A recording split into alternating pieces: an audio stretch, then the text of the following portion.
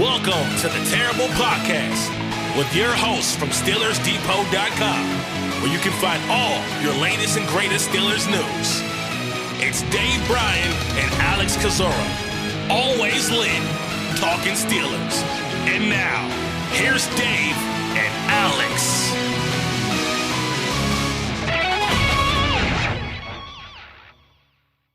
Welcome to the Terrible Podcast, Season 14, Episode 132. He's Dave Bryan. I'm Alex Kozora, SteelersDepot.com.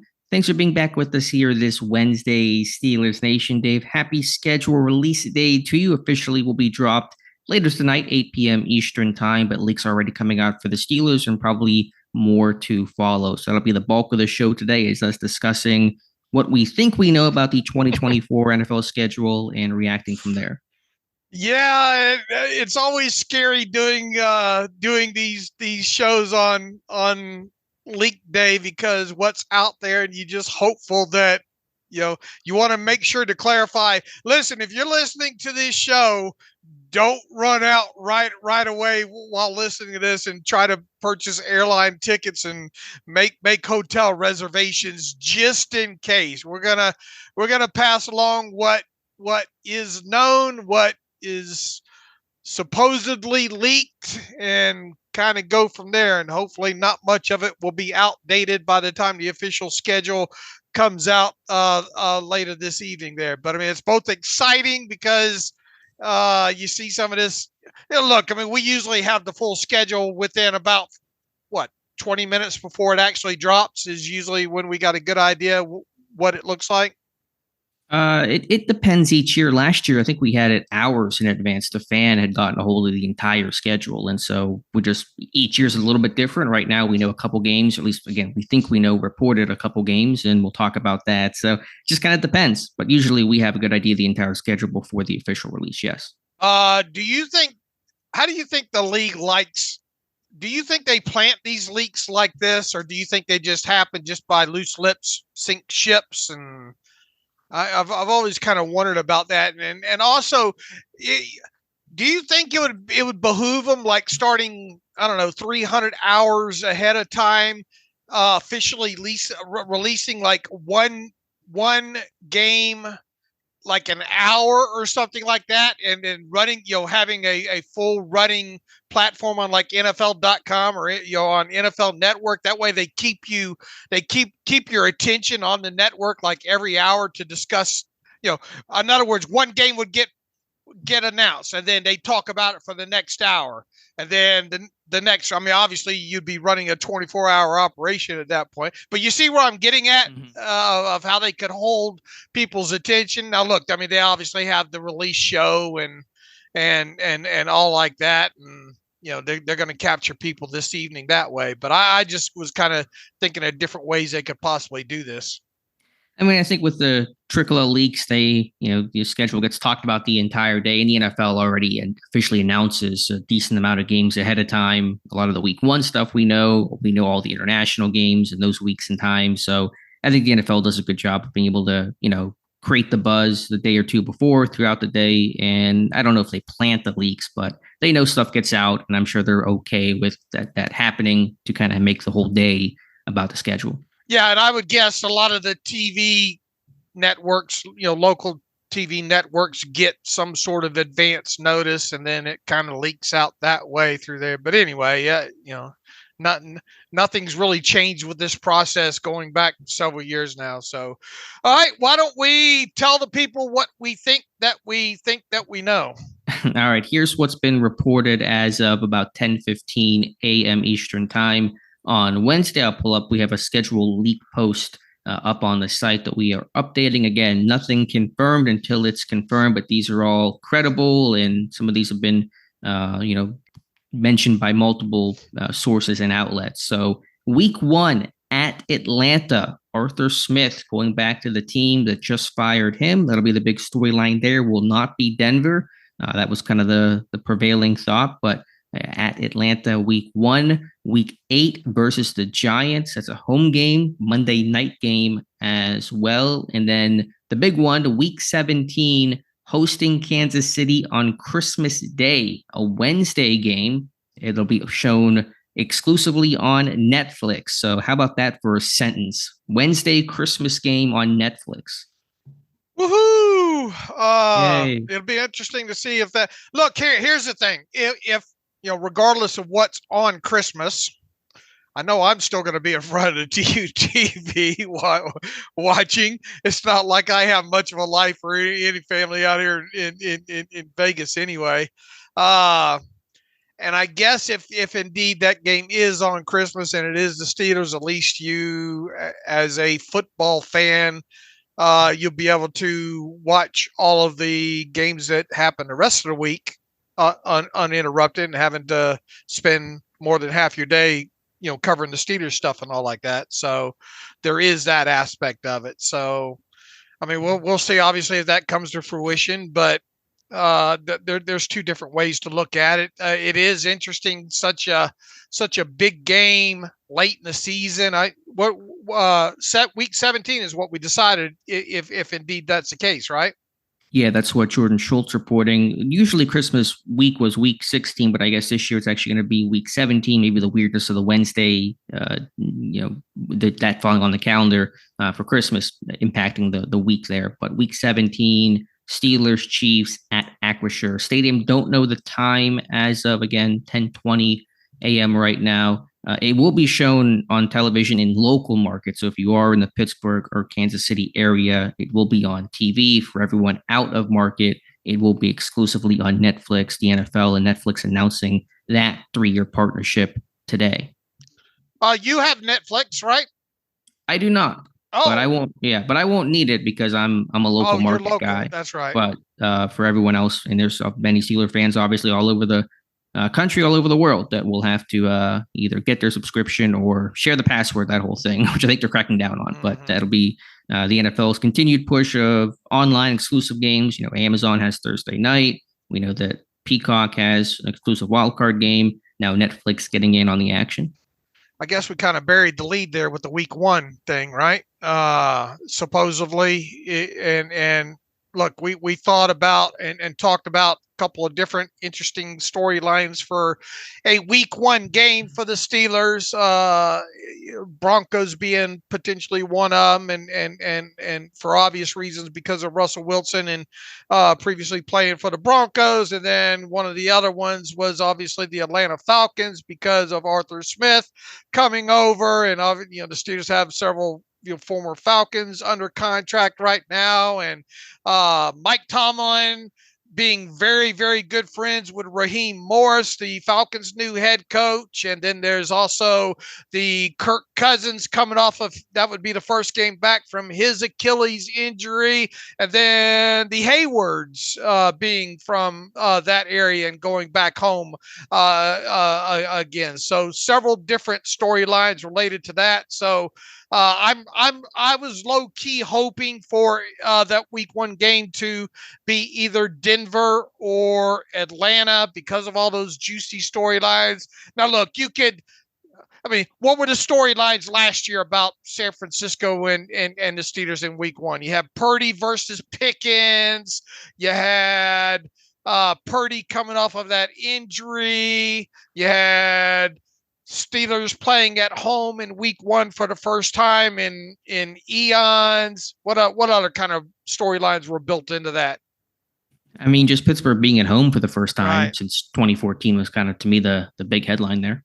Okay. I guess what I'm getting at is if you look hard enough, you can dig up, different storylines for really any game this far in advance here. But the Atlanta one is intriguing for several reasons. I would imagine Steeler fans it'll be a lot like that last game in Atlanta where, it sort of felt like a home game, did it not? Well, like most Steelers road games at this point here. So come that time, I would expect the Steelers fans to have a lot of tickets to that game. Yeah, it should be a good turnout. Definitely. I mean, how much of a benefit, because it's kind of working both sides here. Arthur Smith, has an idea about the Falcons, but the Falcons probably have some idea about Arthur Smith. I mean, who do you think benefits more? Because obviously it's a new coaching staff down there in Atlanta too, so it's not like it's the exact same team that the Falcons were last year, new quarterback, Kirk Cousins. How much of an advantage do you think there is overall, and who do you think, which side do you think benefits more? Yeah, that's a great question, right? I mean, I would much, at least on you got Kirk Cousins coming off of that injury. I would much rather play Kirk Cousins in week 1 than I would week 7. Being part of a new team and all like that, and a new coaching staff.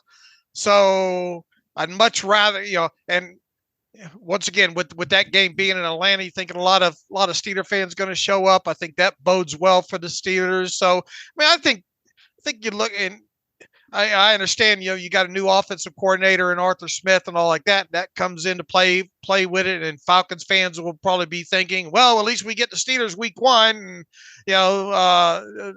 not firmly entrenched in their offense at that point. But I mean, I think a lot of things bode well for the Steelers when you look at if indeed that's the case, and that's the week 1 game.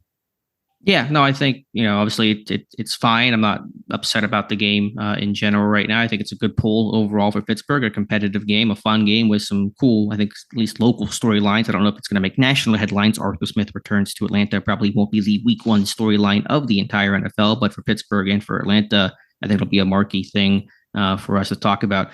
Getting a wave of new information here. And again, none of this is official, but it all seems to be generally credible. Looks like week 2 will be the at Denver game. And so Russell Wilson going to Denver week 2, according to Andrew Filipponi, who's been really good about schedule stuff last year and was the first to note the Chiefs Steelers game on Christmas this year. So at Atlanta, at Denver to start the year, which is not a great start to have back-to-back road games, but that'll be the week 2 matchup, at least according to reports right now. Also looking like, and I wanted to mention this too for the Christmas Day, what we already knew, because the Christmas Day game will be on Wednesday. Roger Goodell, during the draft, said the teams that play on Christmas Day will play on the Saturday before for week 16. So Saturday to Wednesday, like the Sunday to Thursday turnaround the NFL has been doing for years now. And according to, I think that was Chris Muller of the Fan, says that it'll be against Baltimore week 16 on the 21st. I don't know if that's home or away. I want to double check if that is.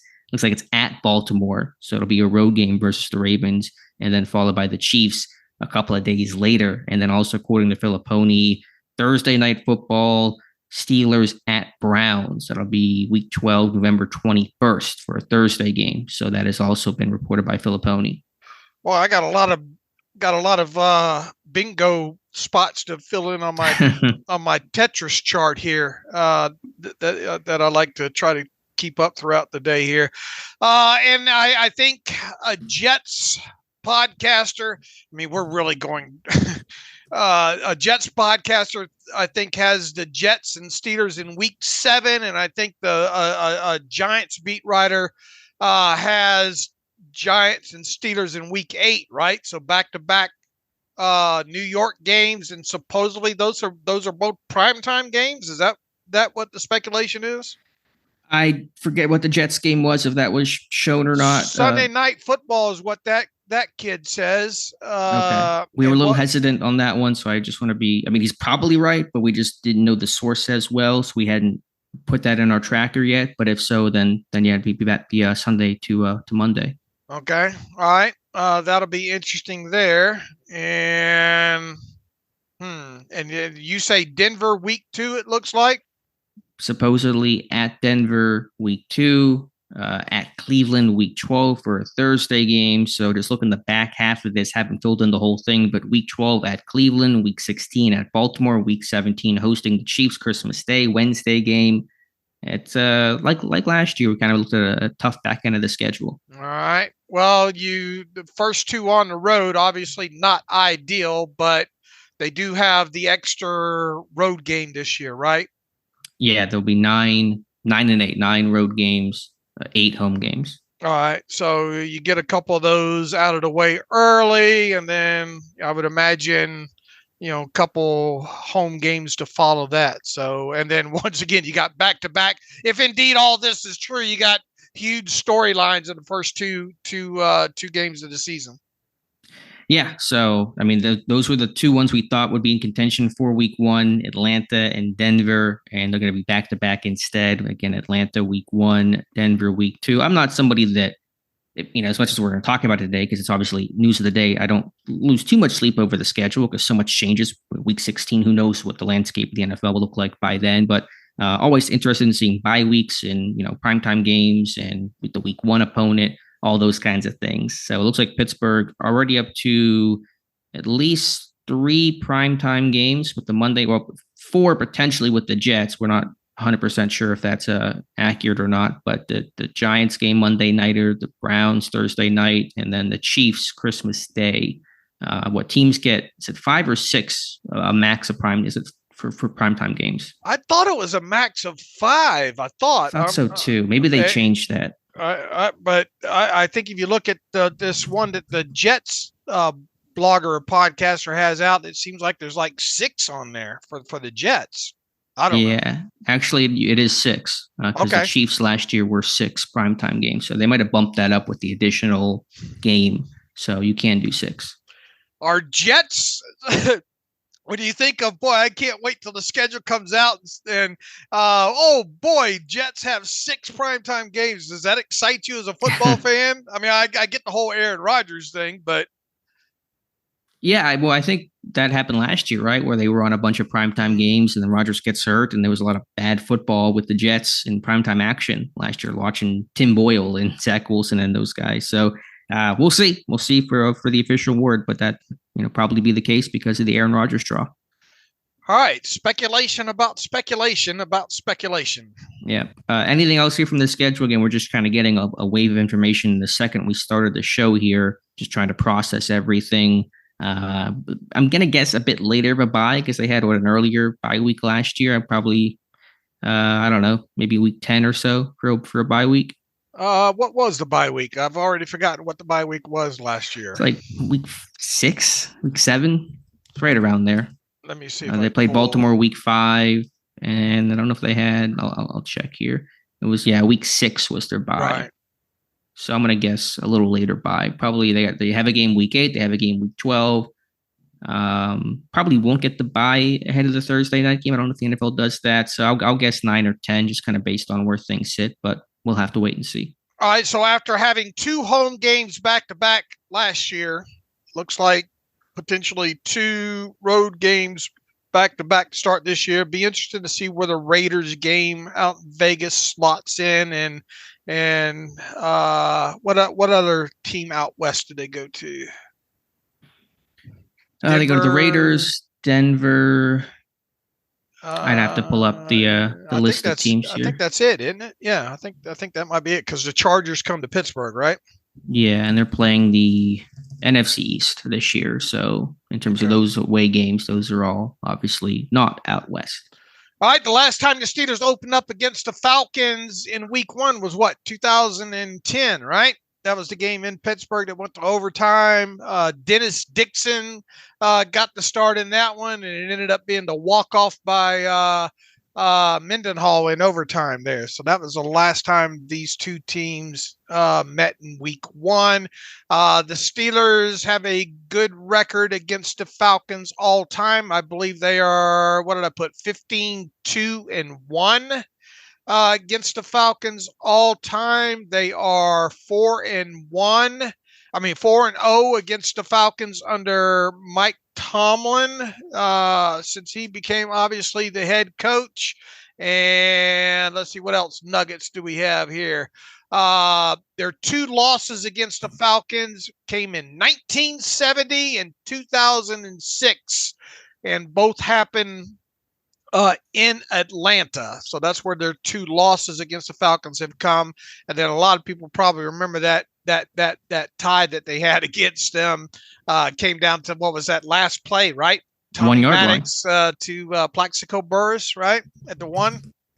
Yeah, that was the Hail Mary that caught at the 1 yard line that ended in a tie. So that's one of my, I think, first football memories, actually.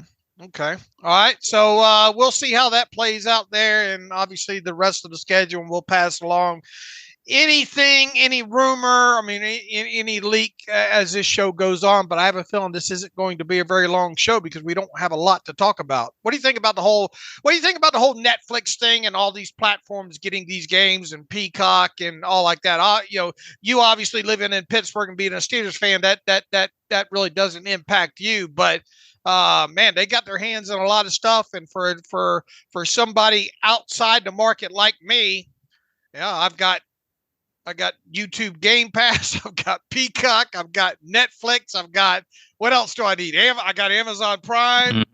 That's a lot of money. They try to get out of the NFL fan here.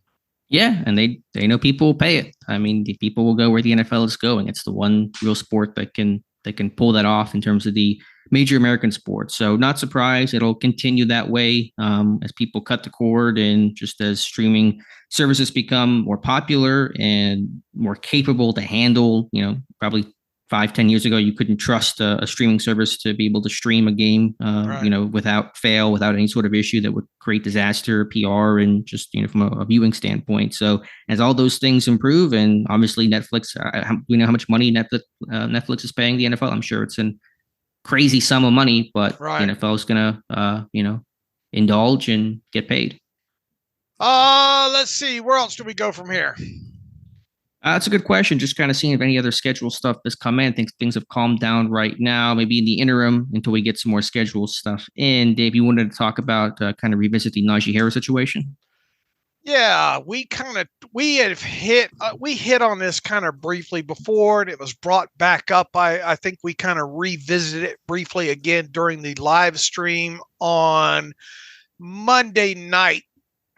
I just want to make sure we're looking at this at all angles. I think several beat writers that cover the team still firmly believe that the Steelers will try to work out some sort of new contract or quote unquote extension with Naji, and perhaps even later on this off season here. And one of the things that kind of we revisited, and I've been rethinking since we did the live stream on Monday night, there is, could any of this,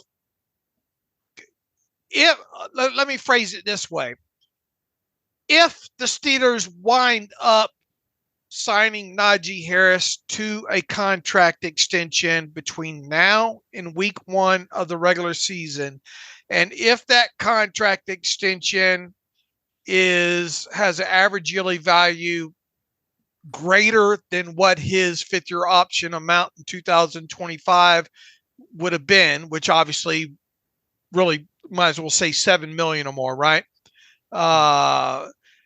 If indeed those two things transpire, will we look back at this decision to not pick up his 5th-year option as the Steelers trying to hold serve on the whole, we don't extend players 2 years out, and in other words, in trying to nip in the bud in the future of picking up a player's 5th-year option, and then that player saying, well, you did this with Naji a couple years ago and you exercised his 5th-year option and you did not wait until the following year to get. You see where I'm going here? Is this, sure, could this be some sort of upholding precedent with the whole non-quarterbacks?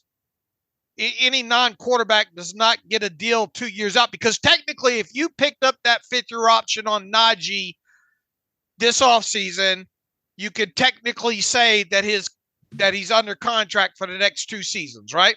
I mean, he literally is, yes. Right. Had you done that. Sure. Now, by not doing that, he's only under contract. It's a contract year for him. You see where I'm going with this? I do. Could this be so? And will this be an after the fact thing that will we point to that as the reason why the 5th-year option was not picked up? Should indeed this team extend him later this offseason? I mean, we'll cross that bridge, and maybe I, I'll back up. I know that Pittsburgh has not picked up many fifth-year options lately, but what is their history in terms of extending, a TJ Watt in relation to the fifth-year option? Those come, going into his fifth-year option years? No, they picked up his fifth-year option, and then the following offseason, when he was technically in a contract year, is when he got the mega extension. The same with Minka, I couldn't remember as well. So, and I think you roll back to what DeCastro, Hayward, who else? Pouncey, right? Was Pouncey in that mix? That was after, right? I think that would have been right around the CBA. What year was Pouncey? What year was Cam Hayward was the first one, right? Yeah, I think that in 2011 that was lockout year, right? So all right, so that would not have been Pouncey then, because Pouncey was already, I think, under the old rule of a 5-year contract at the time. At time, so Hayward would have been the first one. I know DeCastro was after him, right? Yeah, he was after him. Yeah, the Steelers did pick up the fifth-year option on Hayward. That was in April of 2020, or excuse me, April of 2014. Yeah, let's see. Rolling back through the list here now. Cam Hayward was the first one in 2011, and then you had DeCastro 2012. Obviously, Jarvis Jones in 2013. They did not pick up that. They exercised the fifth-year option with Ryan Shazier, but no deal followed, right? Because of the injury. That sounds right, yes.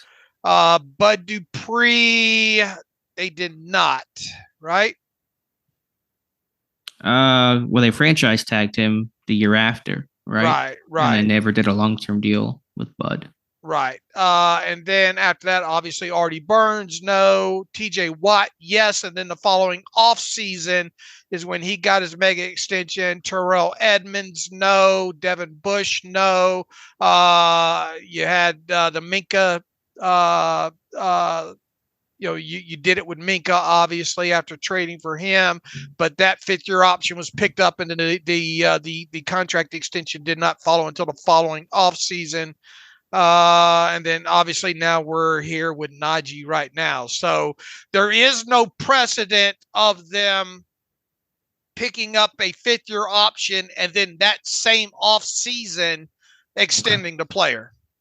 Okay, I see. And we should couch this in, this is now a couple days old, but Jerry Dulac still believes that they will do a long-term deal with Naji Harris. And I think he's even suggesting it would happen before this year begins. That's kind of his camp, that he's not viewing the decline of the fifth-year option as some sort of real negative mark on Harris overall. So, could that be the reason? Sure, I think it'd be a tough sell for an agent to come in and try to argue that, just kind of given the exception the fifth-year option is. But I guess that's potentially in play. I just what I'm getting at here is if they picked up the fifth-year option, gave him a new contract this off season, what's the next guy? What's going to you're going to have future guys going, well, you remember what you did with Najee? Why can't we do a new deal right the same off season that you picked up my fifth-year option on? Yeah, no, I understand that point, but that's such a limited literally one person. In most cases, kind of a case. It wouldn't. I don't know if it opens Pandora's box where it's going to have every potential guy that's up for a contract, try to get that deal 2 years out, because it is kind of with the oddity of the fifth-year option. Yeah, but you don't want that's my whole point here, is they don't want to open it up as even a topic. Yeah, again, they could. I'm not in their head. It's hard to really know for sure. I just know if they do a long-term deal. I mean, well, again, the history of long-term deals after fifth-year options have been declined in the same offseason. It's happened, but it's very limited. And in both cases, they came in below what the fifth-year option was. The issue was not the team didn't like the player. They didn't like him at the price of the fifth-year option. That was with Ruiz of the Saints and Laken Tomlinson I guess he was in San Francisco at the time. So history would say that a long-term deal would come in under the fifth-year option number. But I don't see Naji Harris obviously doing a long-term deal under those terms. The only reason I believe this this topic kind of gets deeper extrapolated here is because of the position, because of his age, and because of him already complaining about the market, and all those things kind of create kind of a perfect storm, if you will. Look, I have said, in before the 5th-year option decision was made, man, why not go ahead and start the meter running, on him and get something done with him on the backside of assuming that they were going to pick up the 5th-year option on him because of the position, because of the wear and tear, because of him being upset about the market value of the position, all those things together. So I think all those things, if we were talking about just another edge rusher or something like that, I think it'd be a little bit different discussion. But I think because of all those things I just mentioned, kind of make a perfect storm situation with Najee. Not that I think that anything ends up getting done here. I just want to make sure, are we examining the whole precedent thing and all these other factors properly, so that if should indeed the case wind up being that, they end up giving him an extension, will we be able to look back as to the reason why the 5th-year option was declined? I guess the question would be, why would this case be different? Why wouldn't they have just picked up Najee's option, played out this year, and then extended him after the season the way that they've done every other guy they picked up? Because they want to start the meter on him. Yeah, I was getting to that in the sense of, I guess they could justify that from the running back position, his age, being a senior running back coming out of college, not an underclassman.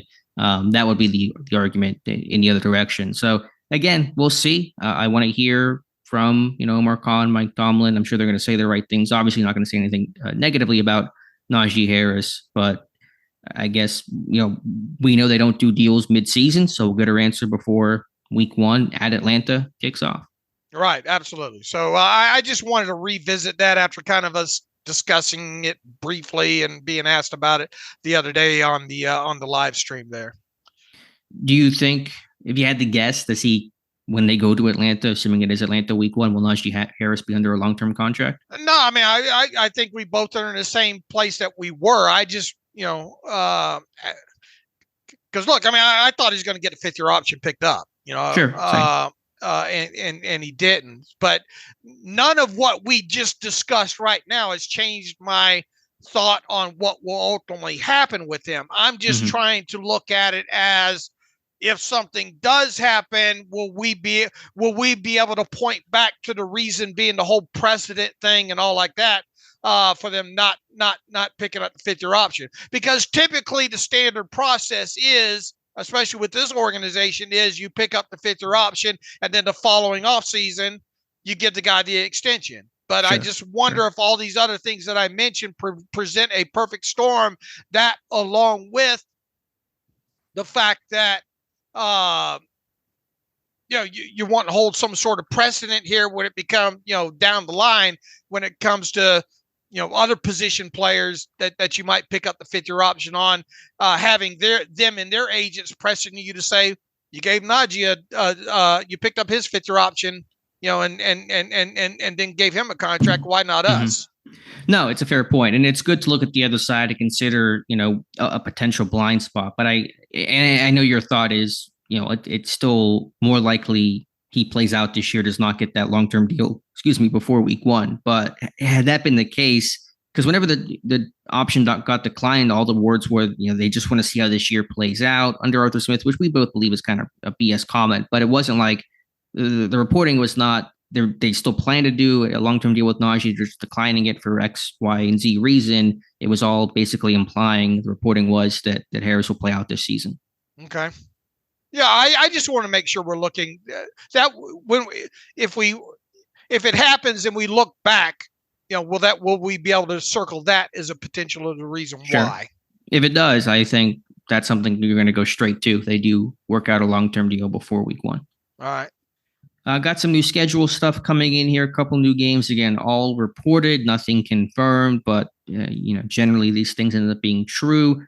Week 6 at the Raiders. You wondered about when that Raiders game would be. It looks like it's going to be week number 6.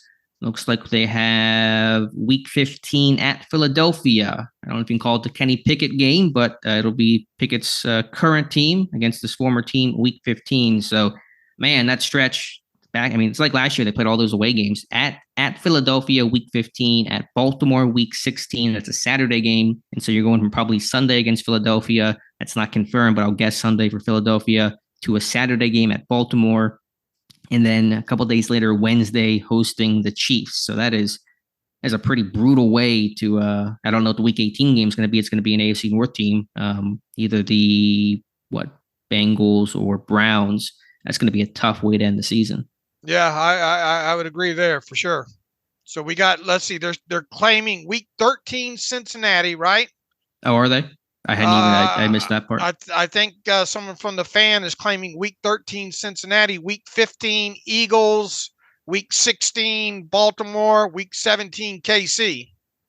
Got a lot of those road games at Cleveland, week 12, at Cincinnati, week 13. Week 14 has to be a home game, but then at Philadelphia, at Baltimore, home to the Chiefs. Week 18 should be at home. That's not, I'm just assuming that based off of the two away games to start the year, and then just kind of looking at these road games towards the end of the season. So yeah, that is, again, I schedules change so much, and you look at last year, who would have guessed that by the end of the season Mason Rudolph's your starter. I mean, it's really hard to predict and project, but just some general feel of how strong the opponent will be, and then the road versus home evaluation that is looking pretty rough.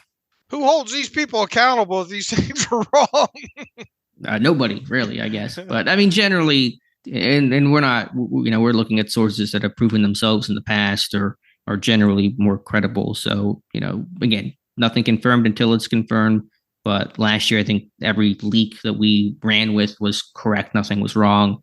And, so far, I think, these are probably going to be the accurate schedules. All right. Who do we still no reporting on yet? I guess the Washington game, the Chargers game, the Indy game.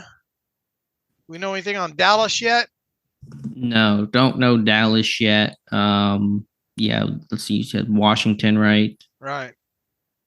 And then still looking for the other Ravens game. We know one AFC North game with the Browns, Bengals, and Ravens. We don't know the second ones. We don't know the home games. We know all the away games for the AFC North, and so we'll have to look for that. Don't know the bye week. Let's see, the Jets. We don't know when the Jets game is going to be. The Chargers game. So obviously, still a lot to fill in, but just over the course of this show, we've already gotten probably a third of the schedule.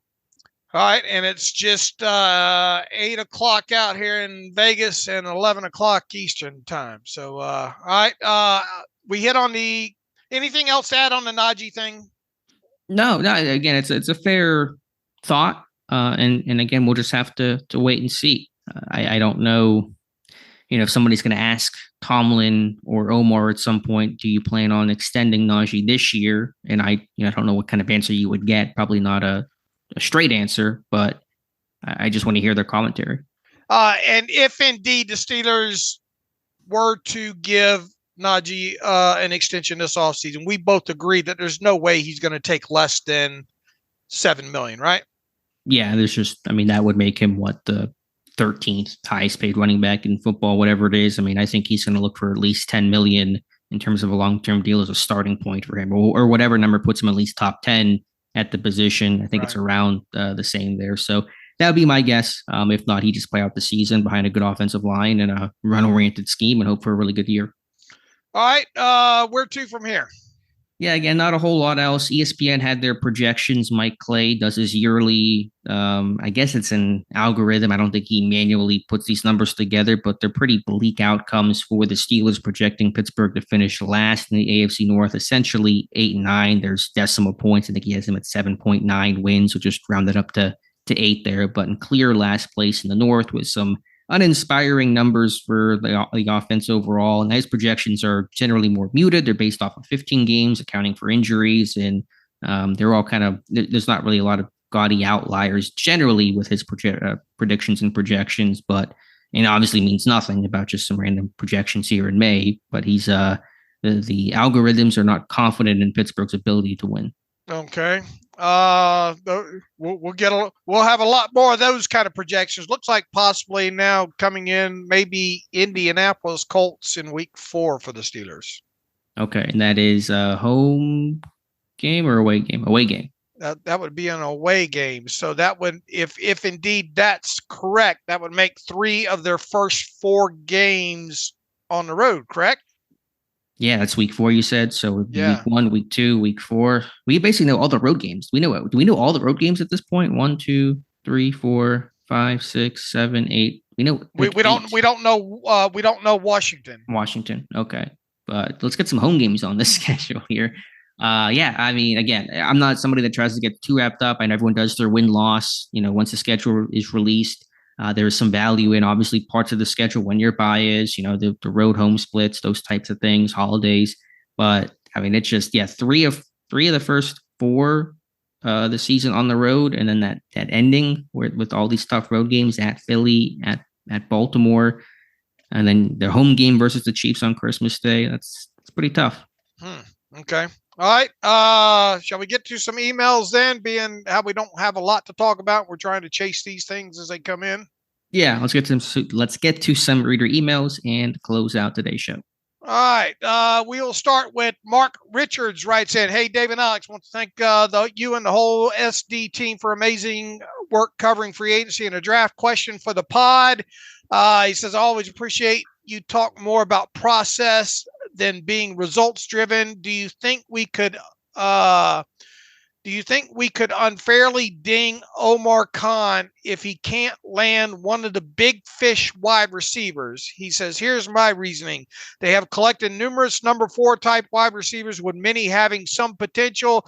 They failed to find a fallback wide receiver. They couldn't land a big fish wide receiver. Example, Chark, Boyd, etc. He writes, is it possible he didn't want to risk $4 or $5 million to get a fallback wide receiver who would be wasted if he also landed the big fish wide receiver, or taking him out of the big fish wide receiver altogether? He says, I don't fault his process, even if it doesn't produce the big fish we all hope for.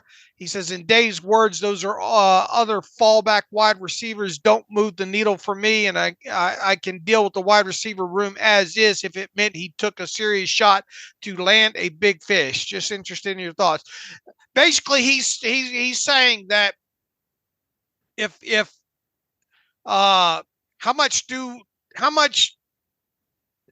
we ding Omar Khan if in our eyes he doesn't land a needle mover at wide receiver between now and week 1? I think he's right for criticism. If you trade Deontay Johnson, okay, fine. I can get that probably on some level, but how do you replace him? And that was kind of the thought of, okay, let's not make a snap judgment here, even though it felt like they got worse post Deontay Johnson trade. Let's see what the totality of the roster is. I mean, I'm sure he's making an effort and has made an effort, will continue to make an effort, but just what you actually accomplish and what you pull off is what you are judged by. So if you don't land that guy, then yeah, I think you're right to get criticized for it. Right. I mean, and obviously that's in our eyes. They might look here's the thing. They freed up all that cap money before the draft. And, obviously there's been a lot of speculation, about during the whole 49ers thing. And then obviously we've talked about DK Metcalf and Cortland Sutton, quite a bit in this. I know the name of Slayton from the Giants. People were trying to attach that. Now Burks in Tennessee. I'll just say this. What has happened so far with the one of the most surprising things that happened pre-draft, in my opinion, was them going ahead and getting that restructure of Alex Highsmith done, to be honest with you. I saw that happening later on in the offseason. I did not think it would happen before the draft, nor did I think there was a reason to do it before the draft, unless you had a good reason to do it, like acquire a guy with a heavy cap number, like a wide receiver and all like that. So if you don't buy into if you believe the beat writers that we had on Greg Bell and all like that, if you believe that DK Metcalf's not going to happen, if you believe that all the wide receivers are out when it comes to the 49ers, if you don't consider Slayton or Burks a needle mover at the position, I'm running out of gut. I'm running out of gut prospects to have gut feelings that something will happen. It feels like it's down to Cortland Sutton. Yeah, that's the name I've circled. Do you think there's a risk of Khan overpaying come later in the summer, trying to get a guy to try to fill that need because you really feel like you have to do something there to give this offense every opportunity to succeed? Will he overpay? Yeah. Will it be where you give up, something you probably wouldn't have otherwise, a 3rd round pick next year for Cortland Sutton, something like that? Or is there a risk of him pressing or trying to, does he feel obligated to go get that guy, basically no matter what the cost is? I don't think he'll overpay. I don't think he'll do anything to put, that would be extreme. No. Either he gets it at his perceived value or compensation, or he doesn't. And I don't think, depending on what happens, if they have to sign one, if they trade for one of these wide receivers and have to turn around and do a new deal, I don't think they're going to go hog wild above what many of us would perceive the market value should be on that player. That's made it one of the hardest things with this whole Brandon Ayuk thing. Mm-hmm. Especially in the last several weeks since we've seen these wide receivers get top of the market money there, because now you look at a guy like Brandon Ayuk. I mean, how do you not give that guy 30 million plus? And how does he not demand that at this point?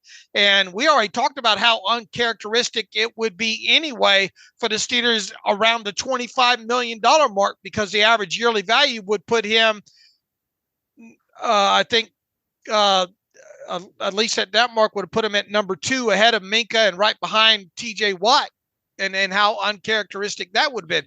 Now you're talking about paying, if indeed you did a 30 million per mark or greater with a guy like Ayuk, you're talking about trading for a guy, turning around and making him the highest paid player on your team.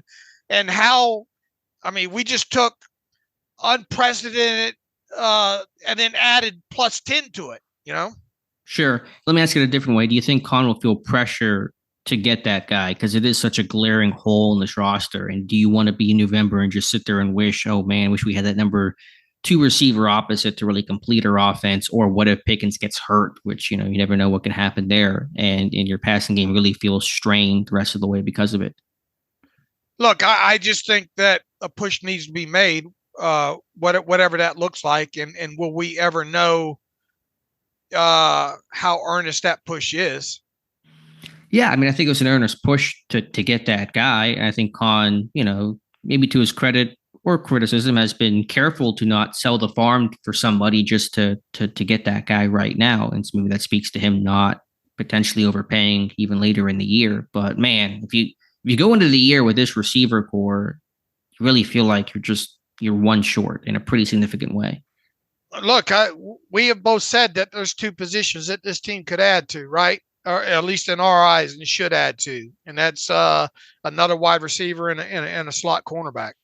Right. But the slot corner to me is easier to get and a little less consequential in the sense of, because there's so much demand on this passing game in this offense when you bring in the new quarterbacks and you just have this thought of this offense has to get better. That's kind of been the thing holding you back. The defense has been doing well enough, even despite all the injuries they suffered last year, number 6 scoring defense in football. So it's an easier path to go sign Peterson or, get a slot corner at some point, some way, than it is to go find that outside X receiver. And we both agree it's probably harder to find that receiver right now than it is the slot corner. Sure. Yeah. So again, we'll see. Not really much else to say right now. I still think if it's going to be anybody, Cortland Sutton makes the most amount of sense. But I just wonder at some point, I think Khan has to feel that pressure. He knows the roster is still, one leg shy in that receiver room. Let's see. We now have supposedly Steelers at Commanders in week 10. Okay, looks like that's coming from. But he's also got week 13. No, he deleted that tweet. Okay.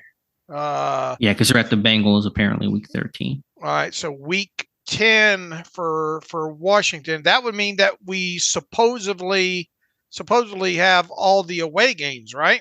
Right. So that would mean the ones we don't supposedly know week 3, week 5, week 7, week 9, 11, 14, and 18 will be home. Of course, there'll be a bye week for one of those weeks as well. So schedule coming together. We know week 18 will be an AFC North game at home. So yeah, we're pretty. There's no way that's not the case, though, right? Yeah, it has to be because we know week 18 is always AFC North. We already know they're at Cleveland week 12, at Cincinnati week 13, and at Baltimore week 16. So you can pencil in would they play the Ravens week 16 and week 18 if it was a little late. And I mean they've done the same opponent in 3 weeks before, but I'll guess it's going to be the Browns or the Bengals in week 18. All right. So, and what's the latest a bye week can happen? I think week 14, I believe, is the latest. I'll have to double check that, but I think that's the latest. And what's the earliest a bye week happens? It's week 5. Okay. So, judging by my bingo card here, the possible bye weeks, assuming, and this is dangerous to do, all these leaks are correct, the possible bye week would be week 5, week 9, week 11, or week 14 at this point. Right. I just double checked. It is week 5 to week 14 is the bye week range. So if you had to guess, where do you think the bye is? I'll say it's either week 9 or week 11. Week 14, could they do a week 14 bye? Because they get that brutal road stretch there at Cleveland, at Cincinnati. Those are local games, but still road games. And then at Philadelphia, at Baltimore. There's a chance they could give Pittsburgh a week 14 bye to kind of break up that kind of crazy, road situation. I'll just guess off the cuff and say 11. I don't know. All right. I said week 9 or week, around mid-season. I'll say week 14. I say Pittsburgh gets that last bye, which I don't know how I feel about that, but we'll see. All right. At this rate, we're going to have to schedule another hour. Yeah, just stay on the show here, Dave, and we'll get it out. So again, everything will be confirmed 8 p.m. Eastern time tonight, but things falling into place. And I'm sure if we played even the Blues Clues a bit more and kind of saw where the outstanding opponents are playing, the Ravens, I think week 4. That's why Pittsburgh's playing the Colts week 4. But we could probably even tease this out a bit more, but we won't do that probably during the show. All right. One last one from Ethan Warner here. Hey, Dave and Alex, Depot is killing it with the offseason coverage. Keep up the good work. Hypothetically, if Russ has a solid season and the Steelers win a playoff game while Fields has very limited playing time all year, where do we stand next offseason at quarterback? Do we bring Russ back as he closes in on 40, or do we try to replace him for Fields or another guy? Obviously, the very hypothetical situation. This team needs to win a playoff game. I don't think that's enough of even of Ethan just saying, because he has not really defined what does a solid season look like and what does that playoff game win look like there. Here's my view on Russell Wilson in 2024. It should pass all the smell and touch and feel test. If we have any question about should the Steelers extend Russell Wilson, and look, if you extend him, you're going to pay him a lot of money. More, probably top 10 at least in the market as far as that goes. If there's any question at all, if we're sitting here going, well, we're trying to, he did do this, but he did, if there's any question about whether or not they should extend him after this season, then you shouldn't extend him. Right. Because I don't think you're going to get in one of those middle realm areas there. I think it's either you have to go all in on him and make him a top 10 highest paid quarterback for at least 2 or 3 more years, or you don't there. So it's hard to answer that this far out. Obviously You want this team to do well. You want this team to get in the playoffs and win a playoff game. But what does that look like? I mean, this team made it into the playoffs last year using 3 different quarterbacks, and Mason Rudolph was obviously the best looking one of all of them, and you still didn't win a playoff game. But what if had you pulled out at least one playoff win against Buffalo last year? How many of, what would they have done to negotiations with Mason Rudolph had they won that game and then lost the following week in the playoffs, yada, yada, you know? Yeah, that's a good question. You think it would have changed things, but it's obviously impossible to say. So his premise is Wilson has a solid season and Pittsburgh wins a playoff game. Is that what he had said? He says, hypothetically, if Russ has a solid season, he did not define solid season, but we could assume that we would know what that feels like, tastes like, all like that. And the Steelers win a playoff game while Fields has very limited playing time. He says, where do we stand at quarterback next offseason? Okay. My response to that would be that Russell Wilson will get a long-term deal, a multi-year extension, and be your starter in 2025 and beyond. If he does the thing that Pittsburgh has been searching for, which is to win a playoff game, something they've not done since 2016, and Wilson does that, and it's not in spite of him where he's terrible and the team just has a great run game and defense and they win because of those factors, if Wilson is aiding, even if he's not, the sole catalyst for why this team wins, then yes, I think that he will get rewarded by a long-term deal. Okay. I would as well too, as long as there's no question. I mean, I don't think you want to be trying to make, trying to pick it apart where there's any question about it, Yeah, but if he's able to play well just overall and they win a playoff game, it may not be perfect. You may know there's some risk there, but I think Pittsburgh would be hard to turn that down and say, okay, we're going to let that guy walk who just did the thing that he was brought in to do, which is to get this team over that initial hump, at least, of winning a playoff game. Right. All right, so we'll see. It's a good problem to have. I'll put it that way. It'd be a good situation for this team to be in, and I think one of their goals this year is to be in that position. All right. I think we should probably start winding this down there.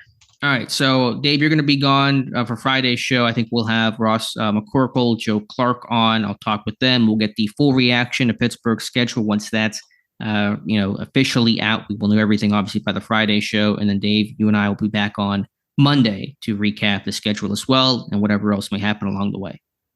Okay. In the meantime, you can follow me on Twitter/X at Steelers Depot. You can follow Alex at Alex_Kozora. Follow the show at Terrible Podcast. Email the show, theterriblepodcast@gmail.com. If you like what we do and want to donate, SteelersDepot.com. Hit the donate button, up right navigational bar. Also, if you like an ad-free version of the site, SteelersDepot.com. Hit the ad-free button, up right navigational bar. Follow the directions that way. Alex and the guys will be back on Friday talking schedule. That should be a fun show with you, Joe. It's going to be you, Joe, and Ross, right? Yeah, that'll be the plan. Us three. Yep. All right. So that should be a fun show to talk about the schedule and all like that. So in the meantime, as always, thanks for listening to the Terrible Podcast with Dave and Alex.